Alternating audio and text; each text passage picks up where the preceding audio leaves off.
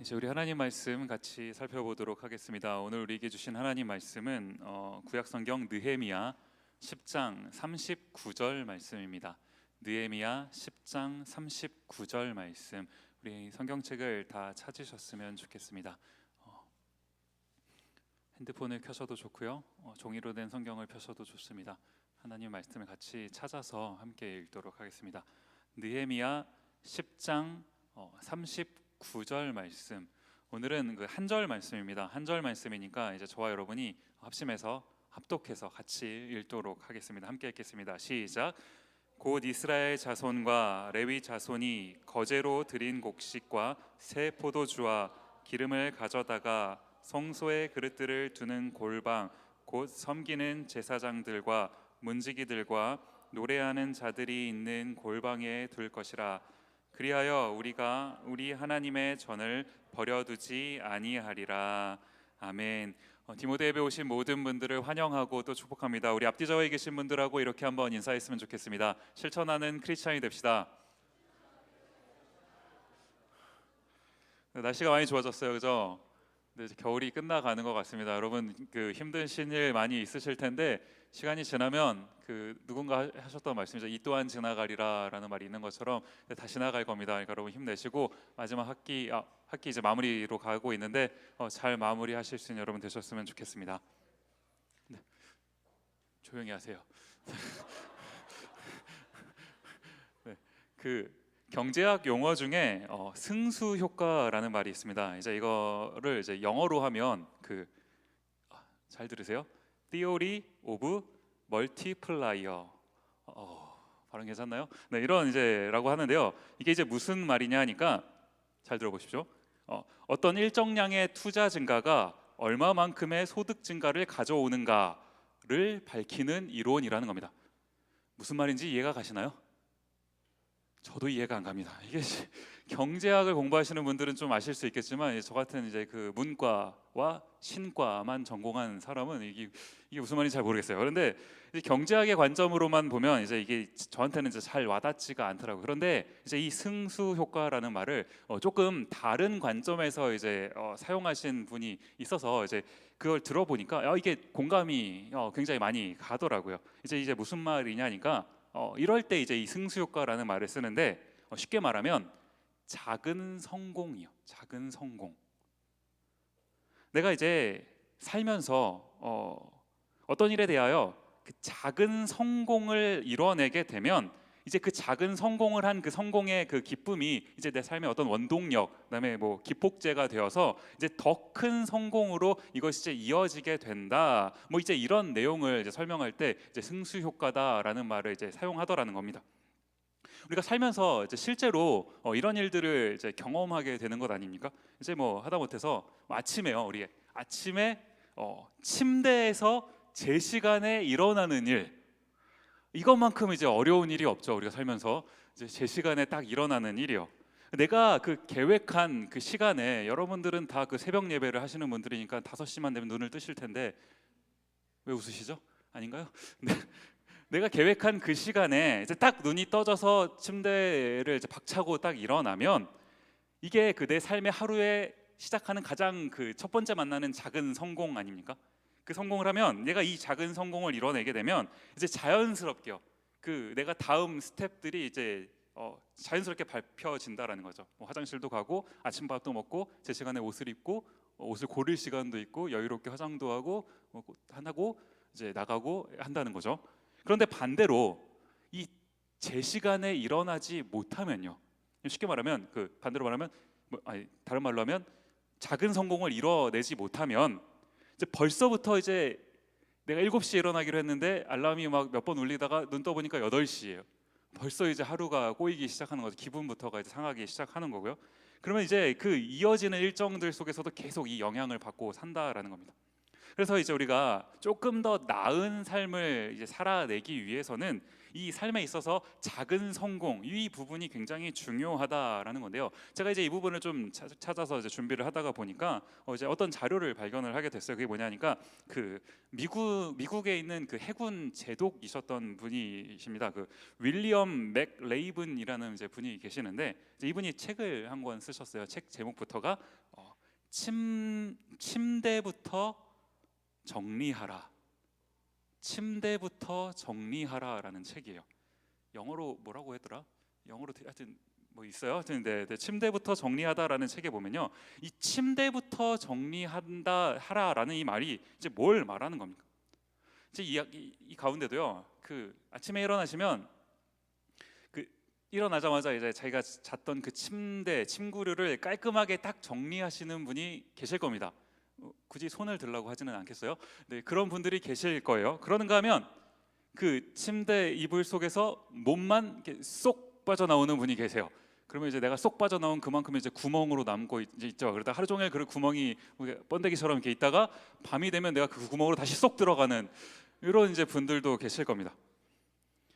이 아침에 일어나서 침대를 정리하는 이 작은 행동 아닙니까? 어떻게 보면 사실은 10초나 걸리나요? 이게 정말 넉넉히 잡아도 30초도 안 걸릴 것 같아요.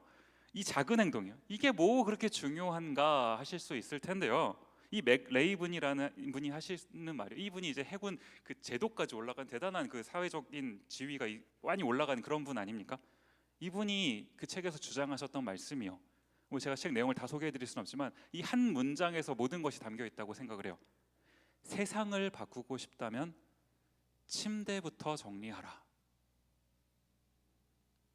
무슨 말인지 다 이해가 가시는 것 아닙니까?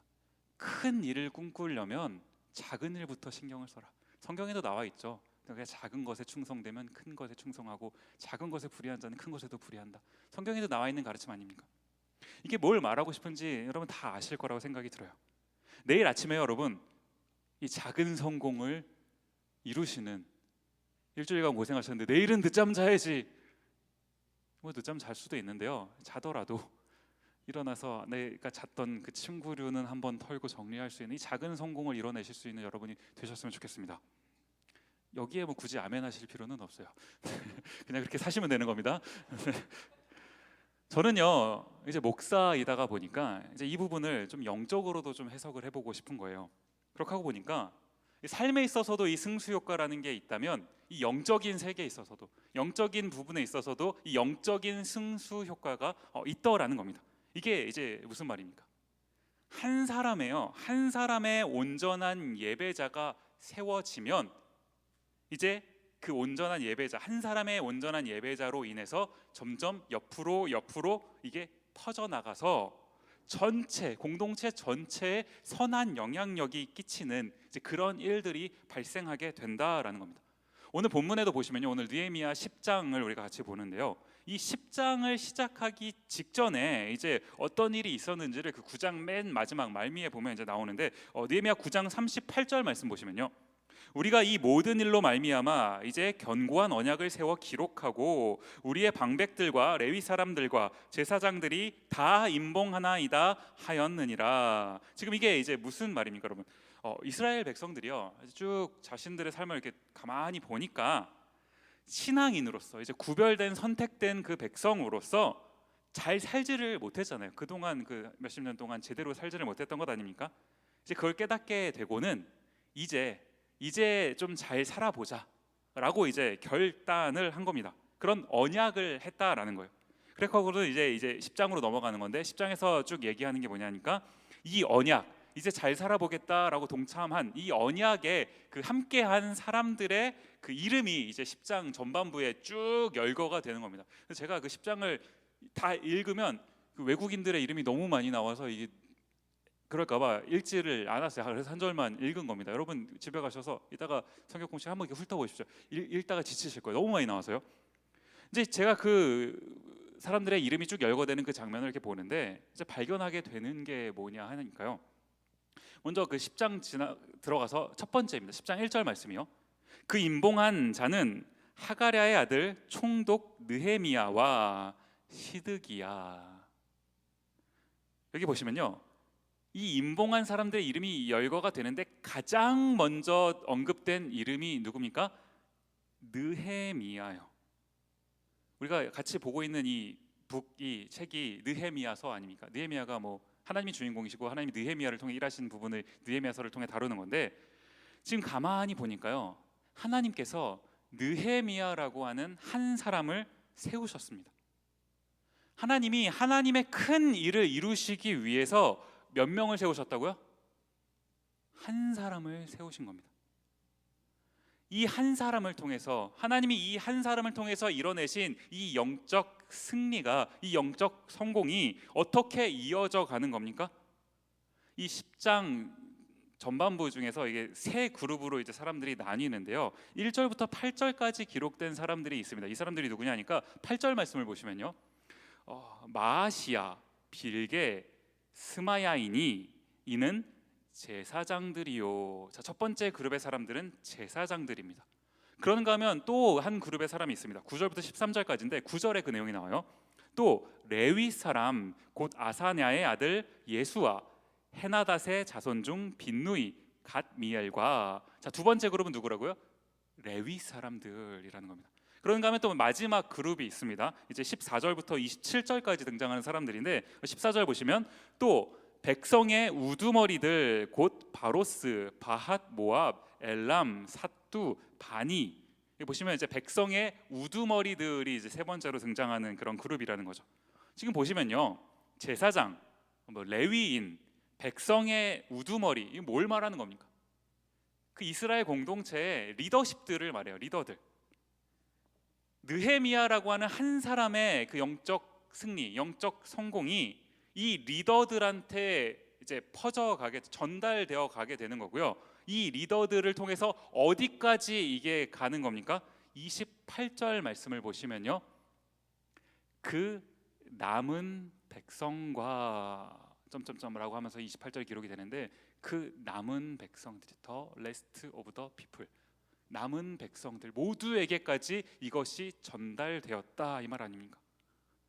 저는요, 이 부분을 이렇게 묵상을 하고 있는데, 이 하나님이 이루신 이 작은 성공이요, 여기서 이 작다라는 이 표현은 그 하나님의 어떤 일하심이 작다 이런 개념이 아니라요, 하나님이 참 이 자격 없는, 느헤미야가 뭐 대단해서 자격이 있어서 쓰임 받는 게 아니잖아요. 자격 없는 어떤 그 한 사람을 선택하셔서 일하신다, 이거요.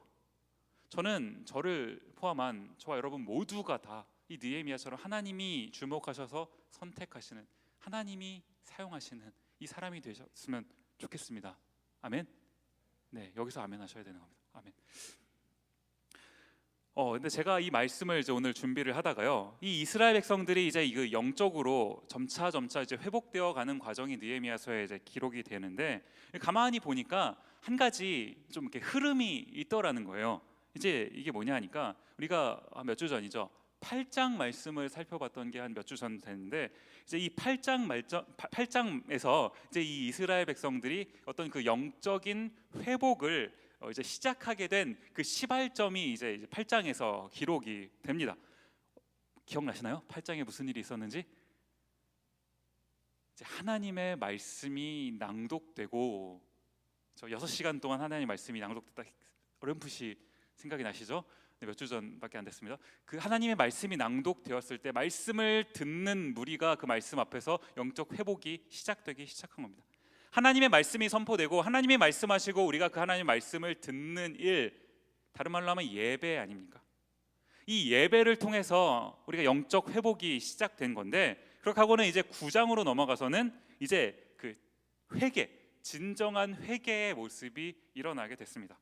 그렇게 하고 나서 이제 10장으로 넘어가는 건데요, 이제 오늘 10장 우리가 함께 살펴볼 이 10장의 내용이 뭡니까? 아직 설교를 안 했는데 여러분이 이 내용을 알고 계시면 안 되죠? 오늘 이 10장에서 살펴보고 싶은 내용은 뭐냐 하니까요, 내가 예배자로서 이렇게 살겠습니다 라는 결단이 이 10장에서 나오더라는 겁니다. 예배를 통해서 회복되고요, 회복되고 나니까 예배를 위해서 사는 사람이 되겠다라는, 저는 이 구도를 제가 이렇게 묵상하면서 보고 있는데, 이 구도 속에서 우리가 왜 살아야 되는지, 어떻게 살아야 되는지에 대한 답이 여기서 보이더라는 겁니다. 창세기라는 성경책에 보면요, 창세기 2장 15절에 이런 말씀이 있습니다. 여호와 하나님이 그 사람을 이끌어 에덴 동산에 두어 그것을 경작하며 지키게 하시고. 자, 언젠가 한번 제가 말씀드린 적이 있는 구절인데요, 여기서 경작하다라는 동사가 등장을 해요. 이걸 히브리 원문으로 보면 이제 아바드라는 단어를 사용을 합니다. 아바드요. 하나님이 세상을 창조하셨죠. 지구 전체를 창조하셨습니다. 우주도 창조하셨고요. 근데 지구 전체를 다 창조하셨는데, 그러면 인간이 그 창조된 지구 어디에서도 살아도 괜찮아요. 그런데 하나님이 특별히 그 창조한 인간을 그 중에서 에덴 동산이라고 하는 구별된 장소에 두어서 거기서 살게끔, 특별히 거기서 경작하며 아바드하며 살도록 하게 하셨다라는 겁니다. 하나님께서 특별히 이들을 구별하여서 하나님이 시키신 어떤 일을 하면서 살아가는 거요. 이 구도가 뭐 같으세요? 이 구도가 예배인 겁니다. 세상 가운데서 특별히 구별되어서 하나님의 일을 하고 살아가는 거예요. 아니나 다를까 이 아바드라는 히브리 말이요, 이제 1차적으로는 뭐 일하다, 노동하다, 뭐 이런 이제 의미가 있습니다. 그러니까 이제 성경에도 경작하다 뭐 이렇게 번역을 한 거 아닙니까? 그런가 하면 이 아바드라는 말 속에는 예배하다라는 말도 이제 포함이 되어 있다라는 거예요. 창세기 2장은요 아직 인간이 타락하기 이전입니다. 3장에 가서 타락을 하죠. 아직 타락하기 전에 인간에게 하나님이 예배에 대한 그 개념을 이제 주셨다라는 거는요, 이 장면을 통해서 우리가 뭘 알 수 있는 겁니까? 우리 인간은 하나님을 예배하기 위한 존재로 창조되었다라는 거예요. 그러니까 우리가 3장 이후로 타락을 하게 되는데, 이 타락한 세상 속에서 살아가는 우리가요, 우리의 원래의 모습, 오리지널 그 원형을 회복하기 위해서 필요한 게 뭐라는 거예요? 필요한 게 뭐라는 겁니까? 예배예요. 이 예배를 통해서만 내가 어떻게 잘못되어 가고 있는 건지, 원래의 모습이 무엇인지, 어떻게 내가 원래의 모습으로 돌아갈 수 있는지를 볼 수 있고 알 수 있고, 또 그렇게 돌아간 우리는요 이 예배자로서 인생을 살아야 된다는 거예요. 그게 지금 느헤미야 8장, 9장, 10장 이 쭉 연결되는 이 장을 통해서 발견할 수 있는 그 영적인 원리라는 겁니다. 그 한국에 가면요, 그 광화문에 교보문고라는 그 책 서점이 있잖아요. 그 제가 그 근처를 이제 옛날에 많이 지나다녔는데, 그 한 번씩 그 교보 그 문고 그 빌딩 있잖아요. 교보 빌딩인가요? 거기에 이제 문구가 이게 한 번씩 이렇게 철 따라 바뀌는데, 제가 기억에 남는 그 문구 중에 하나가 뭐냐니까, 사람은 책을 만들고 책은 사람을 만든다 라는 문구가 있는데, 무슨 말인지 이해가 가시죠? 네, 짧은 그 문장 속에 참 많은 의미가 담겨져 있는 그런 말 아닙니까? 이게 문득 이게 생각이 나더라고요. 우리가요 하나님을 예배하러 지금 이 자리에 오셨습니다. 여러분, 하나님을 예배하러 오셨어요. 우리가 하나님을 예배한다라는 이 관점도요 굉장히 중요한 관점입니다. 그러나 우리가 잊지 말아야 될 한 가지가 또 있다면 그게 뭡니까? 우리가 하나님을 예배하는 거, 이것만이 중요한 것이 아니라요, 예배가 우리를 만든다라는 거예요. 예배가 우리를 지어간다라는 겁니다. 그러면 이제 이만큼 예배가 중요하면요, 우리가 이제 이 예배자가 되어야 될 텐데, 좋은 예배자, 참된 예배자가 되어야 될 텐데, 말은 참 좋고 싶죠. 잘 하나님을 예배합시다, 예배자가 됩시다. 말은 너무 쉬운데 뭐 어떻게 해야 되느냐라는 겁니다. 뭐 어떻게 해야 됩니까? 저는 오늘 이 본문 말씀을 통해서 여러분과 몇 가지를 조금 이제 살펴보고 싶은데요, 저는 이제 이것을 아까 초두에 말씀드린 것처럼 그 작은 성공이라고 한번 불러보고 싶어요. 이 작은 성공을 이뤄나가는 거, 이게 이제 기폭제가 돼서 더 큰 성공으로 이어나가는 것 아닙니까? 근데 사실은 제가 작은 성공이라고 말씀을 드렸지만 작지는 않아요. 우리가 지금 결단해야 될 내용들이 작은 것들은 아닙니다. 그러나 이것이 우리가 해야 될 가장 기본적인 영적인 원리라는 거예요. 가장 기본적인 것들이라는 겁니다. 그래서 이것을 해야지만 우리가 영적인 하나님의 자녀로서 실패하지 않는 영적인 성공을 하는 삶을 살 수 있다라는 거예요.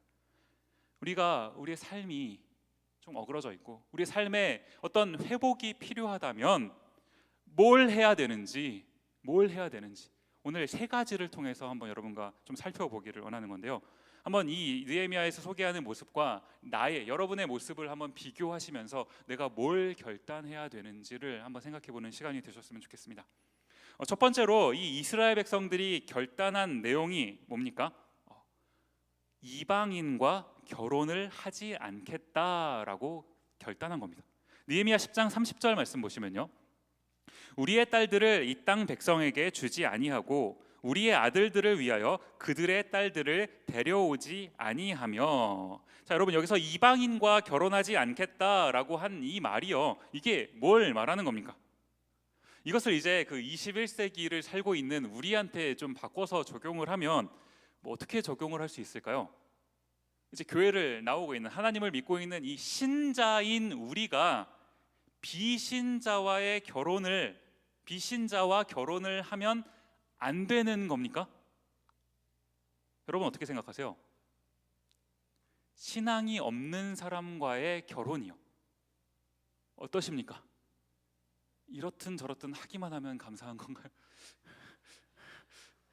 아멘. 비신자와의 결혼, 여러분 어떻게 생각하세요? 이거 실질적인 문제 아닙니까? 이 비신자와의 결혼이요, 불가능하지는 않다고 생각합니다. 아니, 때로는 그럴 수밖에 없는 경우도 존재해요. 우리가 이 신앙 공동체요, 쉽게 말하면 그냥 교회라고 합시다. 이 교회 안에 여성과 남성의 비율이 5대5라면 너무 좋겠죠. 그 안에서 잘 만나서 결혼해서 하면 얼마나 좋습니까? 그런데 아닌 경우가 더 많아요. 여러분, 지금까지 20몇 년, 30몇 년 교회 다니시면서 저는 남자가 더 많은 청년부를 다녀봤습니다. 손 들어보십시오. 저밖에 없죠. 저는 그런 교회 다녀봤거든요. 군대 교회 말고요. 연무대 교회 이런 데 아니고, 네. 군대 말고 싸제 교회에서도 그런 적이 있어요. 제 모교회가 거기 이상하게 남자가 많아요.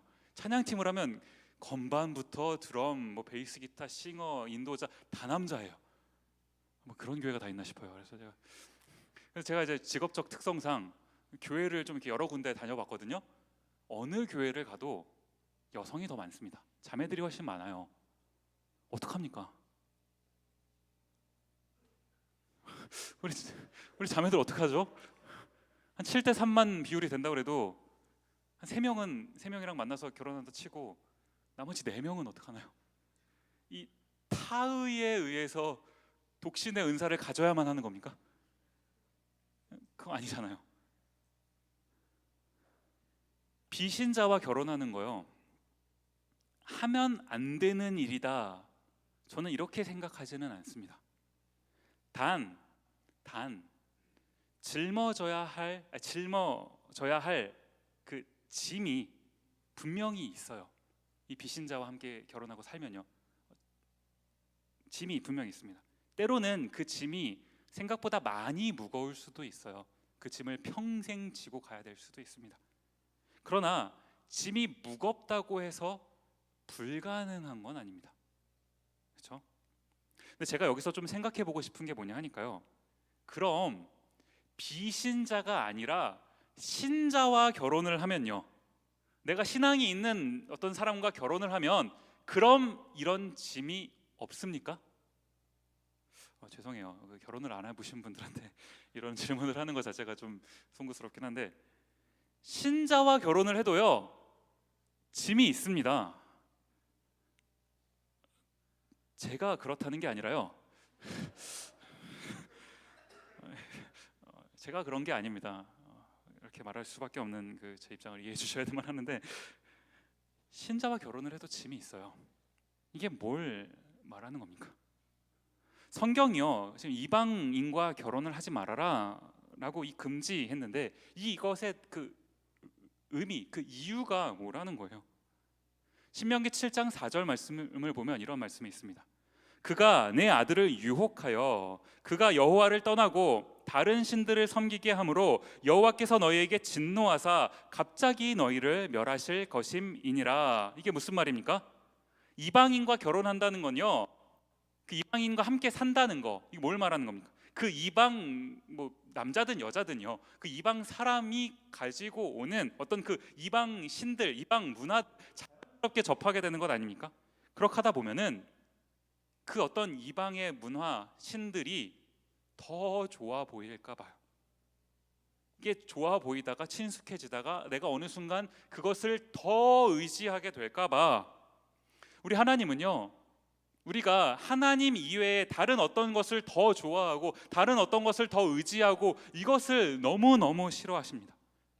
하나님이 뭐 단순히 질투가 너무너무 많은 그런 존재라서 싫어하신다, 맞는 말이기도 하지만 단순히 질투의 여부가 아니라요, 우리는요, 우리는 죄인이 아니다 하더라도 우리 인간은요, 우리를 만들어 주신 그 하나님을 믿는 것이 우리 인간이 살 수 있는 유일한 길입니다.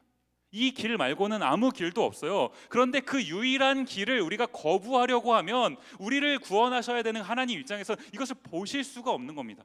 이게 유일한 길인데 자꾸 다른 데 눈길을 기웃기웃하면 보실 수가 없는 거예요. 그래서 나만 바라봐라 라고 말씀하시는 겁니다. 이걸 말하는 거예요. 참된 예배자가 되려면요, 내가 하나님보다 더 좋아하는 거, 하나님보다 더 의지하는 거, 혹시 이런 게 내 삶에 있다면 단호하게 내가 내 삶에서 이것을 끊어야 된다는 거예요. 여러분에게는 뭐가 있으십니까? 여러분에게는 이런 내용이 있다면 뭐가 있으세요? 여러분이 하나님보다 더 좋아하고 하나님보다 더 의지하는 어떤 게 있다면 그게 뭡니까? 단호하게 끊으실 수 있기를 바랍니다. 그런가 하면 두 번째로 살펴보고 싶은 이 이스라엘 백성들이 결단했던 이 내용이 뭐냐 하니까 안식일 또 안식년을 지키겠다라는 결단입니다. 느헤미야 10장 31절 말씀 보시면요, 혹시 이 땅 백성이 안식일에 물품이나 온갖 곡물을 가져다가 팔려고 할지라도 우리가 안식일이나 성일에는 그들에게서 사지 않겠고 일곱째 해마다 땅을 쉬게 하고 모든 빚을 탕감하리라 하였고. 자, 이 안식일에 관한 이 그 명령은요, 그 구약 성경에 이제 여러 차례 등장을 하는데 출애굽기라는 성경을 보면 조금 더 강력하게 이제 이 말씀이 기록되어 있습니다. 출애굽기 31장 14절 말씀이요, 너희는 안식일을 지킬지니 이는 너희에게 거룩한 날이 됨이니라. 그날을 더럽히는 자는 모두 죽일지며 그날에 일하는 자는 모두 그 백성 중에서 그 생명이 끊어지리라. 무섭죠? 안식일을 어기는 사람 어떻게 하라는 겁니까? 죽일지며. 너무 무서운 내용 아닙니까? 죽일지. 사랑의 하나님인 줄 알았는데 왜 이러시나? 무섭죠. 여러분, 안식일을 지킨다라는 거요, 안식일을 지킨다는 게 뭡니까? 어떻게 하면 안식일을 지킬 수 있는 거예요? 안식일에는 일하지 말고 쉬라고 했으니까 쉬면 되는 겁니까? 그러면 어떻게 하는 게 쉬는 거예요? 또 안식일은 언제입니까? 안식일에 쉬라고 되어 있는 안식일이 언제예요? 지금은 이 신약을 살고 있는 우리는요, 이 안식일이 아니라 이제 흔히들 주일이라고 말하고 있는 그 일요일이 이제 쉬는 날, 빨간 날로도 되어 있죠. 그러면 여러분, 일요일에 일을 하시면, 학생들은 공부가 일이니까 일요일에 공부를 하시면 어떻게 되는 겁니까? 죽일지며. 이겁니까? 이 안식일을 지키라라는 이 말을요, 우리가 어떻게 받아들여야 되는 건가요? 출애굽기 16장 29절 말씀해 보시면, 볼지어다 여호와가 너희에게 안식일을 주므로 여섯째 날에는 이틀 양식을 너희에게 주는 것이니 너희는 각기 처소에 있고 일곱째 날에는 아무도 그의 처소에서 나오지 말지니라. 자, 이 구절이 어디서 등장하는 구절인지 아마 많이들 아실 겁니다. 자, 이스라엘 백성들이 광야에서 그 만나라고 하는 그런 하나님이 주시는 특별한 음식을 이제 먹게 됐죠. 그 하나님이 주시는 그 만나라는 음식을 먹을 때 이제 매일같이요, 하나님이 그 은혜로 만나를 내려주신 겁니다. 한 게 없어요. 그냥 하나님이 일방적으로 은혜로 내려주셨어요. 이게 하늘로부터 온 양식입니다. 이 하늘로부터 온 양식이라는 이 말이 뭘 말하는 겁니까? 하나님이 이스라엘 백성들에게 이 만나를 주셨다는 것이 뭘 의미해요? 하나님의 백성은 내가 하나님이 너희를 책임지겠다, 책임지고 먹이겠다라는 게 여기 담겨져 있는 겁니다. 문제는 우리가 이 사실을 너무 잊기가 쉬운 겁니다. 너무 자주 까먹는다는 거예요. 그래서 이 매일의 양식이 나한테 있지 않으면, 내일 양식이 지금 예비되어 있지 않으면 너무너무 불안한 거예요. 여러분, 사실 우리가 느끼고 있는 불안이 그거 아닙니까? 하나님, 전능하신 하나님은요, 이 죄인인 연약한 우리가 그것 때문에 불안하다는 거 알고 계세요. 그래서 하나님이 이 이스라엘 백성들한테 깨닫게 해주고 싶으셨던 게 뭡니까? 얘들아, 이 만나가 너희를 먹이는 것이 아니라, 이 만나가 너희를 살리는 것이 아니라, 내가, 하나님인 내가 너희를 먹이고 내가 너희를 살리는 거다, 이걸 알려주고 싶으셨던 것 아닌가요? 그래서 하나님이 이스라엘 백성들한테 명령하셨던 거, 말씀하셨던 거, 여섯째 날에는 내가 이틀치 양식을 주겠다, 그리고 일곱째 날에는 아무것도 주지 않겠다. 일곱째 날에는 나가서 이걸 거두는 노동을 하지 말아라. 여섯째 날 내가 이틀치를 주겠다. 계산을 해보면요, 6일 동안 하루치씩 주다가 마지막 날 이틀치를 주면요, 결국 평균하면 7일치가 다 주어지는 겁니다. 하나님의 말씀대로 살면요, 하나님만 의지하고 살면 일주일 내내 죽지 않을 만큼의 양식이 주어져요. 그런데 하나님이 재미있게도 그 중에 하루는 안 주시겠다는 겁니다. 그날, 그 안 주시는 날 뭘 하라는 겁니까? 내가 그냥 미리 줬으니까 아무것도 하지 말고 그냥 휴가, 바캉스나 즐겨라, 이건가요? 그냥 쉬라는 게 아니라요, 하루하루의 삶이, 이 하루하루, 내가 살아가는 하루하루가 내가 이 하루하루를 살아가는 것이 아니라, 이 내가 사는 하루하루가 하나님의 보호하심으로 인해서, 하나님의 먹여주심으로 인해서 내가 살아가는 거구나 라는 사실을 깨달으라는 겁니다. 안식일을 지킨다는 건 이런 의미예요. 이 안식일을 지킨다는 건요, 우리의 매일의 삶에서 하나님만 의지하라라는 것을 우리에게 가르쳐 주시는 겁니다. 출애굽기 19장 4절 말씀에요, 내가 애굽 사람에게 어떻게 행하였음과 내가 어떻게 독수리 날개로 너희를 업어 내게로 인도하였음을 너희가 보았느니라. 자, 하나님께서 이 이스라엘 백성들을 어떻게 인도하셨는지에 대한 구절이 지금 여기 써 있는 것 아닙니까? 독수리 날개로 너희를 업어, 독수리 날개로 너희를 업어 인도했다. 뭘 말하고 싶으신 거예요? 날 믿으라는 겁니다. 지금까지 내가 너희를 이렇게 인도해 왔으니 앞으로도 내가 너희를 이렇게 인도할 것이다, 나만 의지해라. 하나님 이거 말씀하시는 것 아닙니까? 안식일을 지킨다는 거, 이 하나님만 의지하는 삶을 살아가라 라는 겁니다.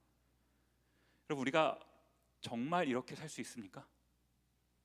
당장 눈앞에 손해보는 일이 펼쳐진다 하더라도, 손해볼 것 같아도 하나님만 의지하는 그 결단 정말 하실 수 있으세요?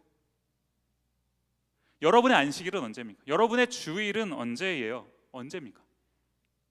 썬데이, 일요일입니까? 그래서요, 막 혹시 내가 예배를 꼭 해야 된다면, 일주일 중에 하루를 꼭 예배를 해야 된다면 일요일 예배가 가장 메인이고, 뭐 디모데 예배는 약간 그 엑스트라 같은 느낌이니까 꼭 한 번만 해야 된다면 일요일 예배를 가야지. 그래서 경우에 따라서 뭐 바쁘고 뭐 일정이 있고 하면 디모데 예배는 뭐 한 번 정도 빠져도 뭐 하나님이 어차피 나는 뭐 주일을 지키니까, 이겁니까? 혹은요, 심지어 썬데이 예배도 내가 너무 바쁘면 하나님이 한 번 정도 이해해 주시겠지, 자, 썬데이 예배도 내가 빠질 수 있는 겁니까? 저는요, 지금 제가 여러분에게 뭘 말씀을 드리고 싶냐면, 뭐 율법적으로요, 여러분 반드시 예배를 참석하십시오. 예배를 빠지는 자는 저주를 받을지며 예배를 참석하는 자는 하나님이 복을 100배나 더하여 주실 것입니다. 믿으십니까? 아멘. 뭐 이런 거 얘기하는 겁니까? 이런 말씀을 드리고 싶은 거 아니에요. 그럼 뭘 말하고 싶은 겁니까? 우리의 행동이요, 우리의 삶의 방식이, 삶의 양식이 내가 하나님을 얼마나 신뢰하고 있는가, 이것을 드러낸다라는 거예요. 하루치 일을 안 해도요, 내가 하루를 일을 안 해도 일주일치에 매일매일 먹을 그 양식을 부족함 없이 주신 분이 하나님 아니십니까? 이게 뭘 말하는 거예요? 부족함 없이 주신다고요. 우리 인생도 동일하다는 겁니다. 여러분, 이걸 믿으시나요?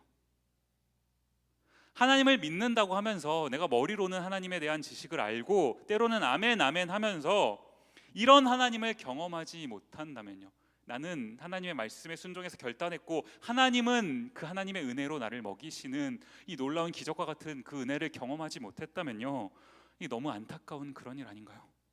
우린 도대체 누구를 믿고 있는 겁니까?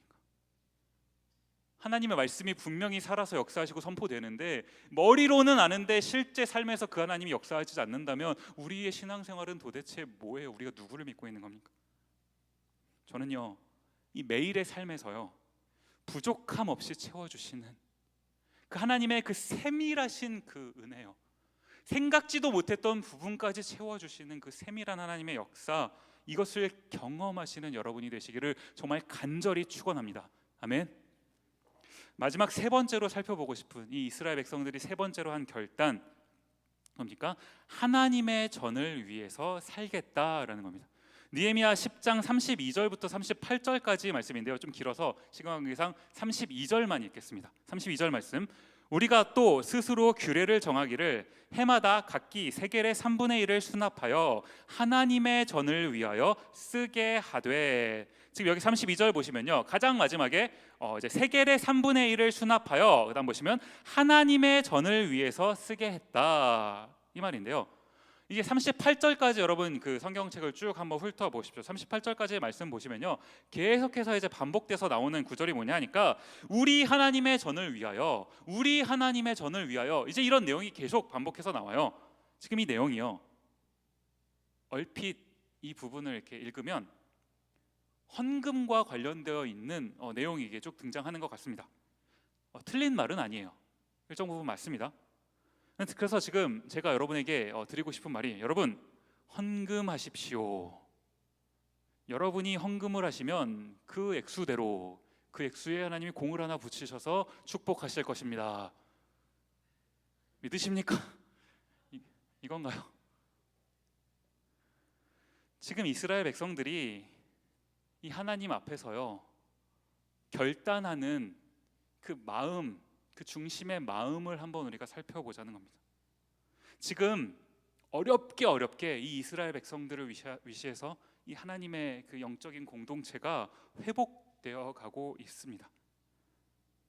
가만히 생각을 해보니까요, 언제나 우리 신앙 공동체는요, 하나님이 이스라엘 백성들을 신앙 공동체로 엮어주셨을 때부터 이 신앙 공동체는 하나님의 전을 중심으로 살았습니다. 하나님이 그렇게 가르쳐 주셨어요. 광야에서도요, 이스라엘 백성들은 성막이라고 하는 곳을 중심으로 이제 살았습니다. 성막이 뭡니까? 하나님의 임재의 장소, 쉽게 말하면 예배하는 장소죠. 예배하는 장소예요. 이 하나님을 예배하는 그 전, 하나님의 전을 중심으로, 그 하나님의 전을 위해서 살겠다라는 건데요, 때로는요 이 결단이 헌금이 될 수도 있습니다. 때로는요 헌신이 될 수도 있어요. 지금 하나님의 전을 위해서 살겠다라는 이 내용들이 이것을 이렇게 아우르고 있는 그 중심 내용이요, 한 가지 그 중심 내용이 있다면 뭡니까?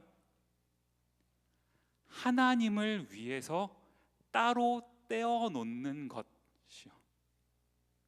저는 이 훈련이요, 하나님을 위해서 따로 떼어 놓는 것, 이 훈련이 우리 모두에게 필요하다라고 생각합니다. 만약에 우리가 하나님께 일정 부분 어떤 물질을 떼어 놓기를 원한다면 이 하나님께 헌금한다라는 게요, 이게 무슨 뭐 복채 드리는 거 아니거든요. 그날 목사의 설교가 좀 터치가 되고 와 닿으면 오늘은 좀 많이 하고, 오늘은 영 아니었네, 목사 좀 노력 좀 하지, 저 뭐야 이러면서 오늘은 스킵. 우리가 하나님께 나와서 뭐 하나님께 용돈 드리는 겁니까? 하나님 오늘 은혜 주셨네요. 감사합니다. 이거 받고 좀 이렇게 갖고 가십시오. 이거예요? 팁 드리는 겁니까? 그게 아니잖아요. 우리가 만약에 하나님께 물질, 헌금을 드리기를 원한다면 따로 떼어 놓는 거예요. 미리 떼어 놓는 그 훈련을 하실 수 있기를 바라요. 디모데는 사실 대부분이 학생이셔서요. 학생이 무슨 돈이 있습니까? 돈을 버시지도 못하고, 학생분들이 예배에 나와서 헌금하는 그 모습을 보면요, 목회자 입장에서 사실 마음이 아플 때가 굉장히 많습니다. 무슨 돈이 있다고 헌금을 하나, 돈을 벌지도 못하는데. 여러분, 제가 헌금 얘기를 했다고 해서요, 이게 무슨 어떤 그 액수를 말하는 게 아닙니다. 액수가 중요한 게 아니에요. 왜 헌금 플레이트에 꼭 돈이 올라가야 됩니까? 왜 체크가 꼭 올라가야 되나요?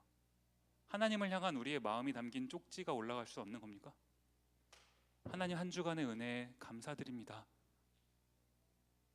그게 올라가면 큰일 나는 겁니까?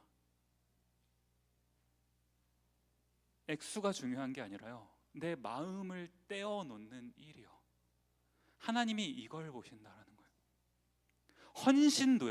헌신도 마찬가지 개념 아닙니까? 어떻게 보면요, 솔직히 말하면 물질을 떼어 놓는 일이 더 쉬워요. 어떻게 보면 그렇습니다. 더 어려운 게 뭐냐면 시간을 떼어 놓는 일입니다. 이 지체들 가운데 아마 그 직장 생활을 하시거나 돈을 버시는 분들은 또 하나님 앞에서 그 결단하시고 11조를 하시는 분들이 계세요. 11조가 오니까 이제 하나님이 나한테 10을 주셨으면, 다 주신 거면 그 중에 10분의 1은 하나님의 것입니다. 사실은 전체가 하나님의 것이지만 내가 10분의 1을 하나님께 드림으로써 모든 것이 하나님의 것입니다라고 이제 고백하는 하나의 그 신앙의 고백의 한 형태이죠. 이것을 드리는 분들이 계세요. 물질은 우리가 그렇게 하는 분들이 가끔 계시는데, 뭐 많이 계세요. 그런데 시간의 11조를 하시는 분 계십니까?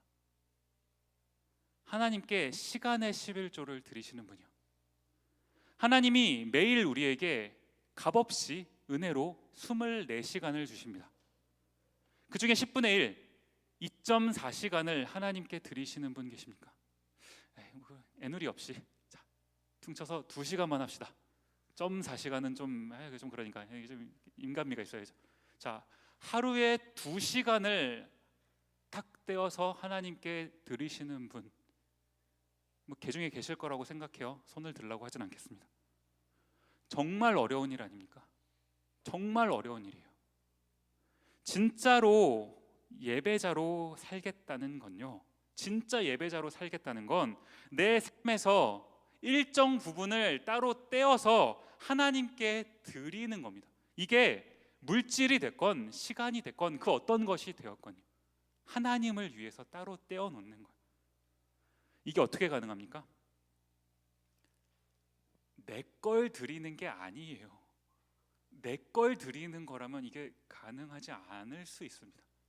내 걸 드리는 게 아니에요. 근데 왜 이게 어렵습니까? 자꾸 내 거라고 생각하니까요. 너무나 당연하게 내 거라고 생각하니까. 우리가 뭘 까먹습니까?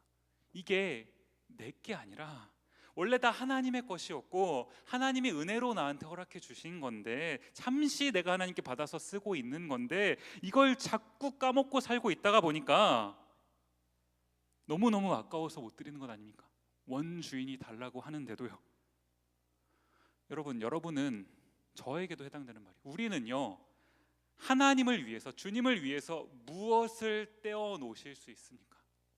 여러분의 돈, 여러분의 시간, 무엇을 떼어 드릴 수 있습니까? 결론을 내리면서요, 저는 오늘 그 39절의 마지막 부분을 이제 결론적인 말씀으로 좀 같이 보고 싶은데요. 10장 39절 말씀 보시면, 그리하여 우리가 우리 하나님의 전을 버려두지 아니하리라. 저기서 그리하여라는 이 말이 나오는데, 이 그리하여 이게 뭡니까? 이제 앞에 있었던 그 세 가지 결단을 통해서 뭘 하겠다고요? 우리가 우리 하나님의 전을 버려두지 아니하겠다.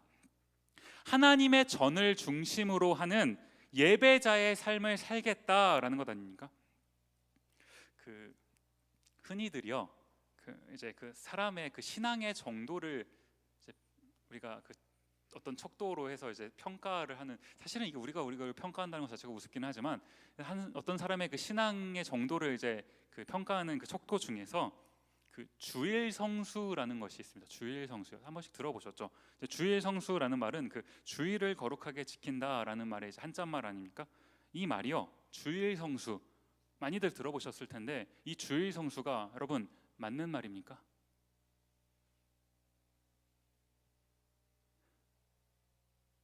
우리가요 주일을 지킬 수 있나요? 저는 주일 성수라는 말 대신에요 한번 그 주일의 자리에 우리 각자의 이름을 한번 넣어봤으면 좋겠어요. 광식 성수. 왜 웃으시죠? 지민 성수. 광식 성수. 광식 성수 무슨 말입니까? 광식을 거룩하게 지킨다. 뭐가요? 주일이요.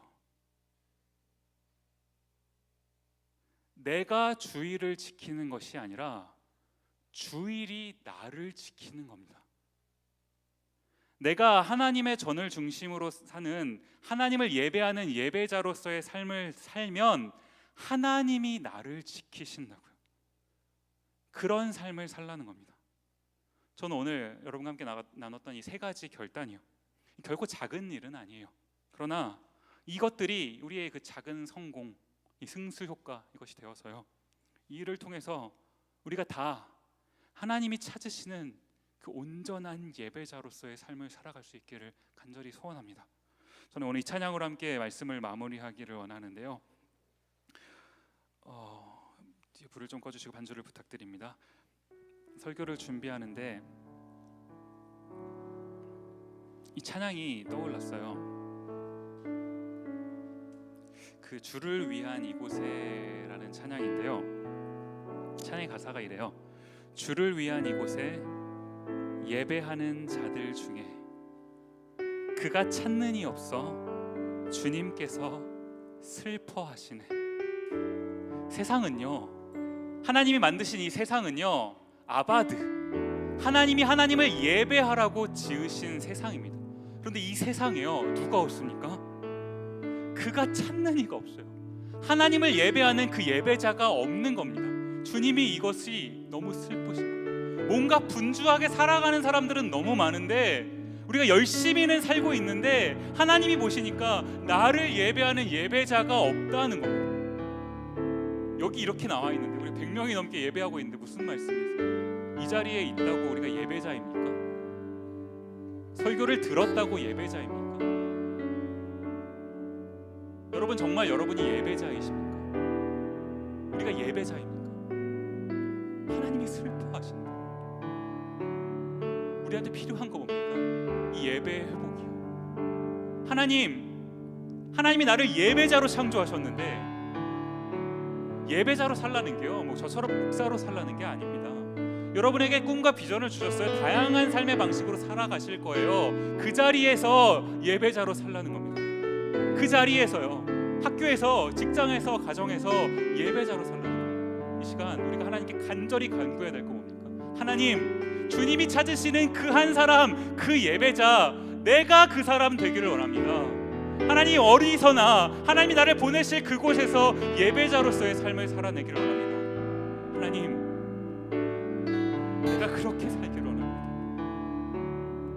하나님이 나를 먹이신 하나님이심을, 앞으로도 나를 먹이실 하나님이심을 내가 신뢰하면서 하나님만을 신뢰하는 삶 살기를 원합니다. 여러분, 우리 이렇게 결단해야 되지 않겠습니까? 뭐 때문에 그렇게 휘청휘청하십니까? 하나님이 우리에게 날마다의 이 데일리 브레드요, 매일의 일용할 양식을 주시는데 뭐가 그렇게 불안해서 날이면 날마다 힘들고 죽을 것 같고 왜 그렇습니까? 하나님의 하나님 되심을 까먹어서 그런 것 아닙니까? 하나님을 예배하는 예배자는요, 하나님을 신뢰하는 사람은 그런 것에 흔들리지 않습니다. 지금 간절히 기도합시다. 간절히 찬양하고 이 찬양의 가사가 우리의 고백이 되길 원하고요. 여러분, 이렇게 사시길 원합니다. 하나님이 찾으시는 그 한 사람, 그 예배자, 내가 그 사람 되기를 함께 찬양하겠습니다.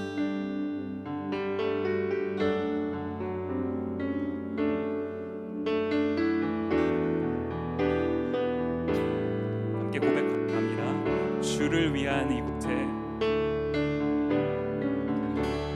주를 위한 이곳에 예배하는 자들 중에 예배하는 자들 중에 그가 찾는 이 없어 그가 찾는 이 없어 주님께서 슬퍼하시네 주님께서 슬퍼하시네 우리 어떻게 해야 됩니까? 주님이 찾으시는 주님이 찾으시는 어떤 사람을 찾으신다고요? 그 한 사람, 그 예배자 한 사람, 그 예배자 우리의 결단이요 내가 그 사람 되길 내가 그 사람 되길 간절히 주께 예배하네 간절히 주께 예배하네 우리 이렇게 고백합시다 주 은혜로 이곳에 서 있네 주 은혜로 이곳에 서 있네 주 임재 엎드려 절하네 엎드려 절 그 어느 것도 난 필요 없네 그 어느 것도 난 여러분 정말 이러십니까? 주님만 경배해 주님만 경배해 주 은혜로 이곳에 서 있네 주 임재 엎드려 절하네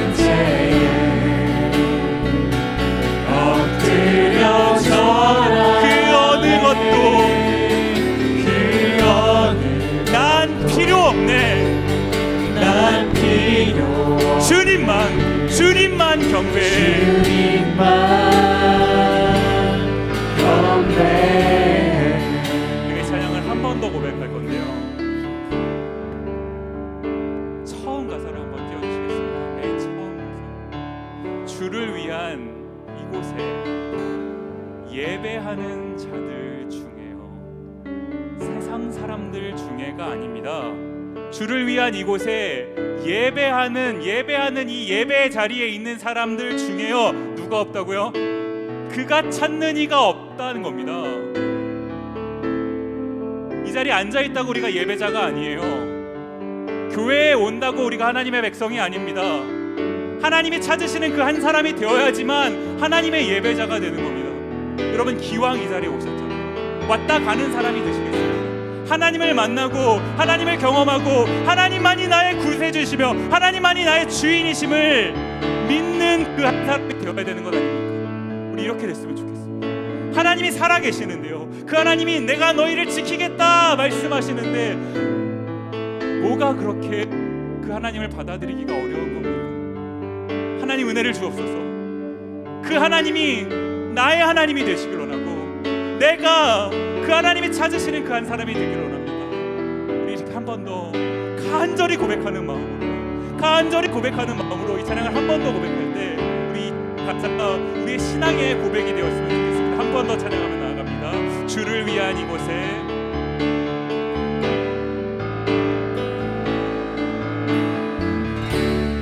주를 위한 이곳에 예배하는 자들 중에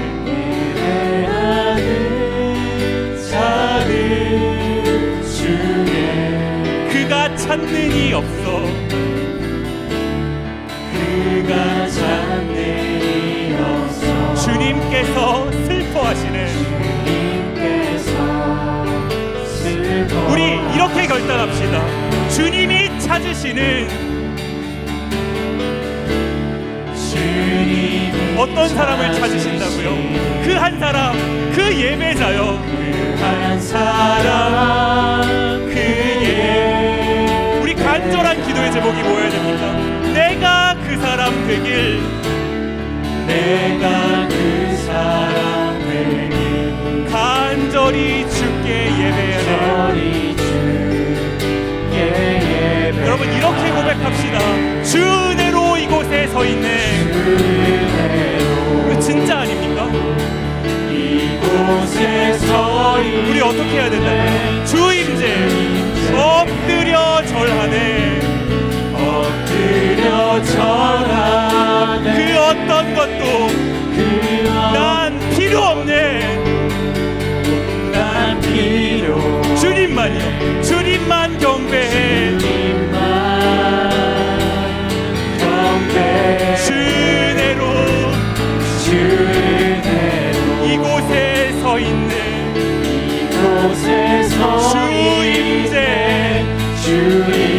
엎드려 절하세. 엎드려 절하네. 그 어느 것도 난 필요 없네. 난 필요 주님만 경배해. 주님만 경배해. 눈을 감고요. 우리 하나님께, 여러분의 하나님께, 나의 하나님께 결단하며 나아갑시다. 하나님, 내가 하나님만을 믿는 그 예배자로 살아가기로 합니다. 주님을 위해서 내가 이 세상에서 하나님이 허락하신 많은 것들 중에서, 모든 것들 중에서 주님을 위해서 떼어놓을 수 있는 이 결단이 있기로 합니다. 내가 하나님만을 신뢰하고 흔들리지 않겠습니다. 주님, 내가 어떤 것도 의지하지 않냐고 오직 주님만 의지하겠습니다. 그 예배자가 되겠습니다. 시간 결단하시면서 하나님께 간절히 기도하는 시간을 가졌으면 좋겠습니다. 함께 기도하시겠습니다.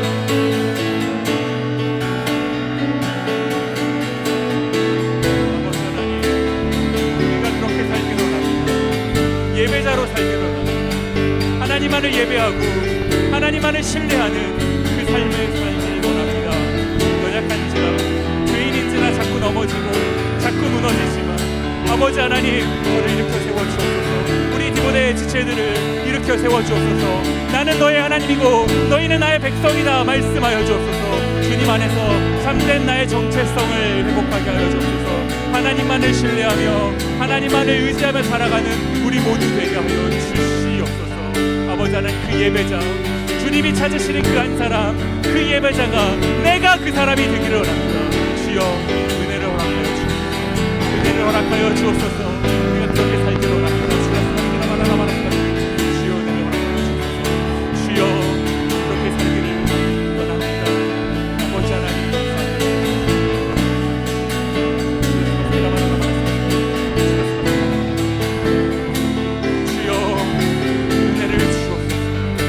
은혜를 주옵소서. 주여, 은혜를 주옵소서. 하나님만이 나의 하나님이시오.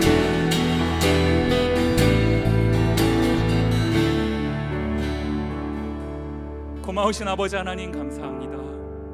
예배를 통해서 우리를 회복하여 주시니 감사합니다. 회복하여 주신 그대로 하나님, 우리가 하나님을 예배하는 예배자로 살기를 원합니다.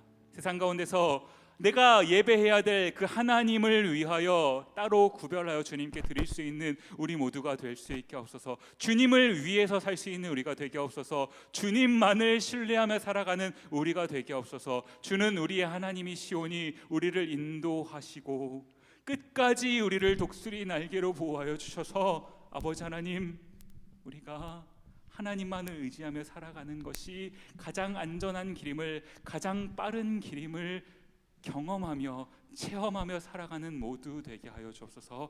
주의 은혜를 간구합니다. 감사드리옵고 예수님 이름으로 기도드립니다. 아멘.